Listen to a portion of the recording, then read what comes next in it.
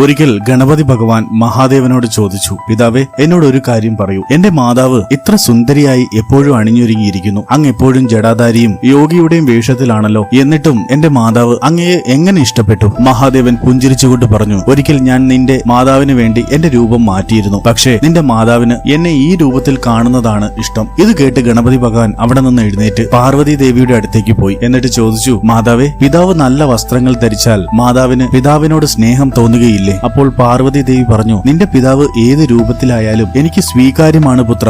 ഇത് കേട്ടതിനു ശേഷം ഗണപതി ഭഗവാൻ അവിടെ നിന്ന് പോയി പുതിയ വസ്ത്രങ്ങളുമായി മഹാദേവന്റെ അടുത്തെത്തി. എന്നിട്ട് പറഞ്ഞു, പിതാവേ, എനിക്ക് വേണ്ടി ഈ വസ്ത്രങ്ങൾ ധരിക്കാമോ? മഹാദേവൻ ആ വസ്ത്രങ്ങൾ ധരിക്കാൻ സമ്മതിച്ചു. അങ്ങനെ മഹാദേവൻ ആ വസ്ത്രങ്ങൾ ധരിച്ചപ്പോൾ ഗണപതി ഭഗവാൻ സങ്കടമായി. എന്നിട്ട് പറഞ്ഞു, അങ്ങ് വീണ്ടും പഴയ ജടാധാരി രൂപത്തിൽ തന്നെ വരൂ. അപ്പോൾ മഹാദേവൻ ചോദിച്ചു, എന്തുപറ്റി പുത്ര? ഞാൻ ഈ വസ്ത്രങ്ങൾ അണിഞ്ഞിരിക്കുന്നത് നല്ല ഭംഗിയോടെയല്ലേ? അപ്പോൾ ഗണപതി ഭഗവാൻ പറഞ്ഞു, ഈ വസ്ത്രങ്ങളിൽ അങ്ങ് മാതാവിനേക്കാൾ സുന്ദരനായി തോന്നുന്നു. എന്റെ മാതാവിനേക്കാൾ സുന്ദരനായി മറ്റാരും ഈ ലോകത്തിരിക്കുന്നത് എനിക്കിഷ്ടമല്ല. മഹാദേവന്റെയും മാതാ പാർവതിയുടെയും ഗണേശ ഭഗവാന്റെയും ഈ ചെറിയ കഥ നിങ്ങൾക്ക് ഇഷ്ടമായാൽ ലൈക്ക് ആൻഡ് സബ്സ്ക്രൈബ് ചെയ്യുക. ഓം ഗൗരി ശങ്കരായ നമഃ. ഓം ഗം ഗണപതി നമഃ. ഹര ഹർ മഹാദേവ്.